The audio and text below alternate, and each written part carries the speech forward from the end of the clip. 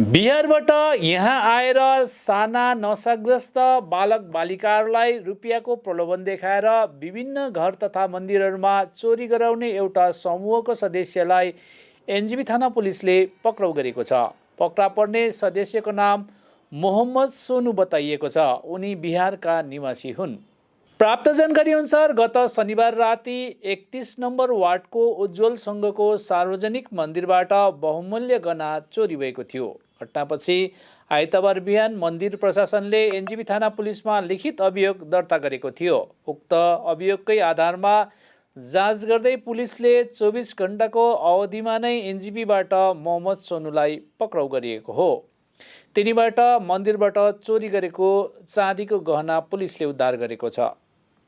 Police सूत्र अनुसार उक्त चोरी गर्ने बिहारको समूहले धेरै समय अघिदेखि सिलगढी अनि यसको वरपरको क्षेत्रमा साना बालक बालिकाहरूलाई रुपियाँको प्रलोभन देखाएर चोरी गराउने काम गर्दै आइरहेको थियो।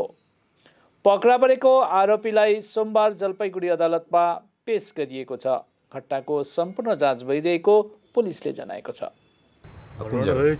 गत परशुदिन रात्रे আমাদের কালীবাড়ি যেদিন অমাবস্যা তার আগের দিন রাত্রেবেলায় কেউ বা কারা ক্লাবের আমাদের মনস্কামনা মন্দিরের ভিতরে কিছু চুরি করে। সকালবেলায় পুরো যথারীতি প্রতিদিন নিত্য পূজা করেন। তো উনি মন্দিরে গিয়ে দেখছেন যে মন্দিরের শাটারটা একটু বেঁকা, একটা লোহার রড দেওয়া ভিতরে আর কিছু একটা হয়েছে। উনি আমাদের সবাইকে ফোন করেন। আমরাও যথারীতি মন্দিরে যাই। মন্দিরে গিয়ে আমরা এনজেপি থানাকে ফোন করি। থানা সঙ্গে সঙ্গে ভ্যান পাঠায়। ওনারা গিয়ে লক খুলে তালা মারা ছিল। তারপরে গিয়ে দেখছি যে মায়ের যে অলংকার ছিল তো সেগুলো চুরি যায়।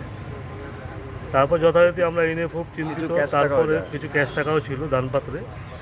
তারপর থানায় আমরা একটা অভিযোগ করি মা মনস্কামনা কালীবাড়ির তরফ থেকে উজ্জ্বল সঙ্ঘ ক্লাবের পেডে।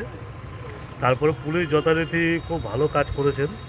এই জন্য আমরা এনজেপি থানাকে খুব সাধুবাদ জানাই, ধন্যবাদ জানাই ক্লাবের পক্ষ থেকে। ওনারা 24 ঘন্টার মধ্যে চোরকে ধরে এবং সমস্ত জিনিস আমাদের রিকভারি করে দিয়েছে।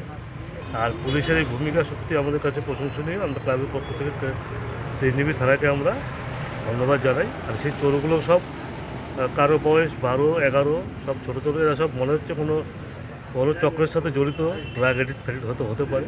সেটা পুলিশ তদন্ত করছে। एनजेपी थाना में